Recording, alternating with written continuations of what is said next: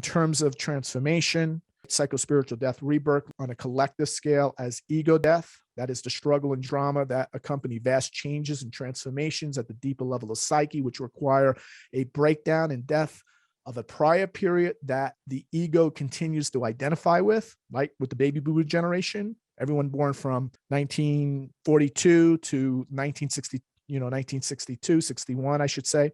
So everyone, but I basically say 42 to 61, everyone within that generation, right, that's still holding on to power, that still wants to believe it's going to go back pre-COVID. Let's go back to dollars. What's this Bitcoin bullshit? All that type of stuff, right?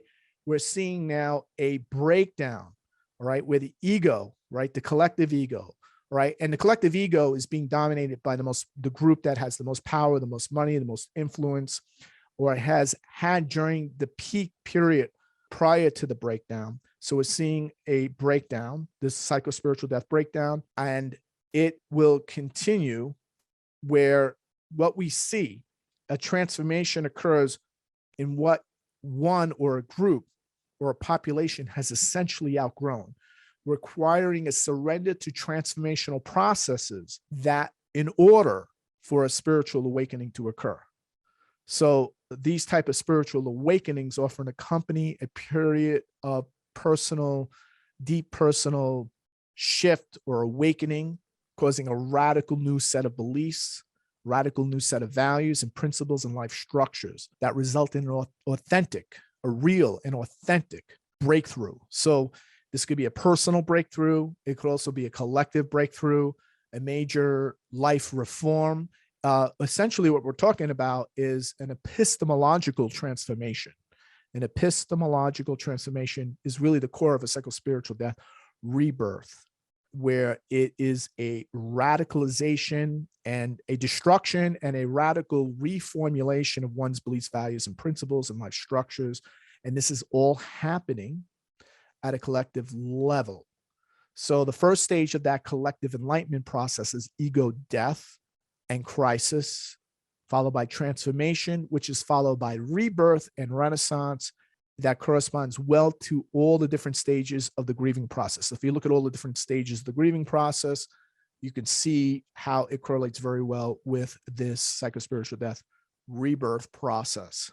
So denial, this can't be happening. Anger, why me? Why do I have to do all the work? Bargaining, just let me keep my pointless job, my car, my pension, and a beer or two. Right? Depression, it's hopeless. Why bother with anything? So this is all part of the process. This is all part of what really is been happening. And we're now in it, folks. This is where we are. We're at the death and we're about to go into the transformation.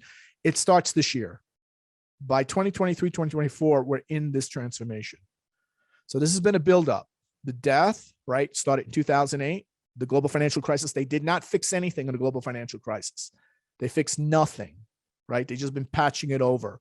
All those Wall Street guys know it. That's why they're putting all their money in Bitcoin. We'll talk about that next week, right? All these bond fund guys, they're putting all their money. They know those bonds, but they have to, the only way they make a living is they sell it, right?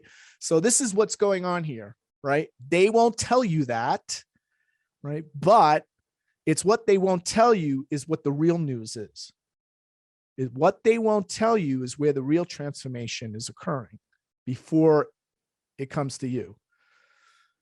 So even Carl Jung, he says, nature herself demands a death and a rebirth. There are natural transformation processes which simply happen to us, whether we like it or not, and whether we know it or not. So that's another thing. Whether the astrologers know it or not, realize it or not, even if they say it's a dark night of the soul, what do they really mean by that when they say that? Oh, this is a dark night of the soul. We'll get through it. No, this is a transformational process. Through pain and suffering, the protagonist overcomes feelings of despair.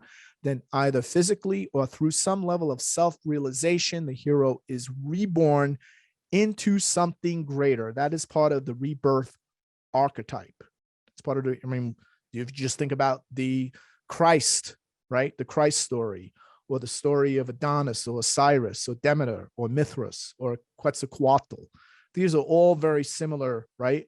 Archetypal, rebirth archetypal stories. So this is part of like what taking part of this rebirth story. This is a part of an awakening consciousness. Consciousness is evolving. But the question becomes, right, if consciousness is evolving, why aren't things getting better?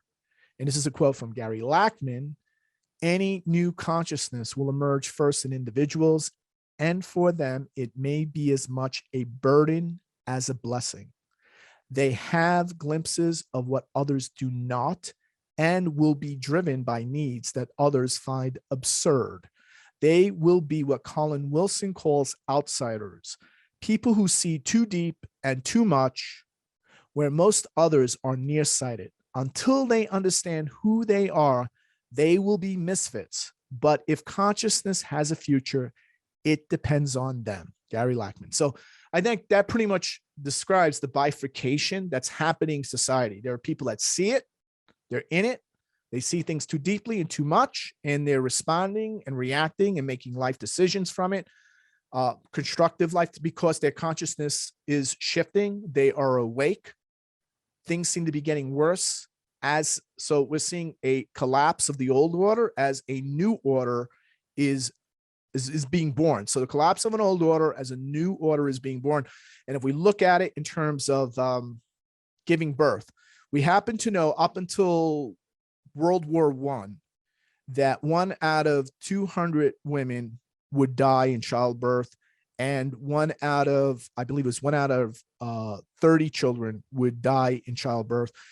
We happen to know, today that giving birth was a existential crisis, a physical, biological existential crisis, both on the mother and the child. Of course, we've mitigated that with medical technology today, right? But it's in the process of giving birth when we encounter death, when the body goes into the, actual women's body.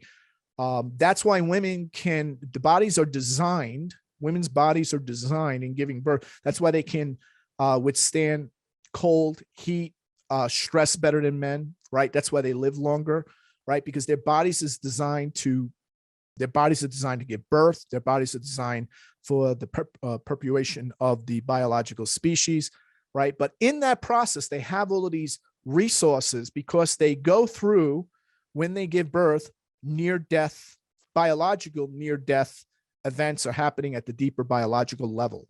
So they are biologically provisioned for that. So it seems like when a woman's giving birth, there's all, the heartbeat, all these things happen, right? And it's a big event. We could see there's a lot of drama around it. And this is exactly how we have to look at it archetypally. It's an archetypal event. Giving birth, right? Biological birth, a birth of a business or anything is a archetypal event. And it seems in that process very chaotic. And many times it seems like things are getting worse. So, but something new is being born, right? The future is being molded. The future of anything happens during that death-birth process. So death is more prevalent during the time. When's a business more likely to die? When's a nation state more likely to die? In the very beginning, right? We've seen failed companies, failed nation states, failed empire. We've seen this, right? We've seen many people, for the past 200,000 years until very recently, right? We've seen how many women, children have died just in the process of childbirth. The number is huge. The number, it's a much bigger number. And that's why most men, most of the founding fathers of the United States, for instance, married younger wives and had children with them because their first wife died in childbirth or soon after. That's a fact. So that's how we have to look at this. We have to look at this, that we're going through a birthing process, and death is part of that process. Death and birth and rebirth are all part of that process, because we are in the middle of a massive collective psychospiritual death rebirth process. That's why we all need to stay informed. We need to be part of the breakthrough, not the breakdown. Register for the upcoming Global Outlook 2023 webinar on January 22, 2023. Get the geopolitical and macroeconomic forecasts and increased clarity of the transformational crisis and paradigm shift now underway, so you can take massive action to not only survive, but thrive in the year ahead. Register for the Global Outlook 2023 webinar at williamstickevers.com or click the link in the description.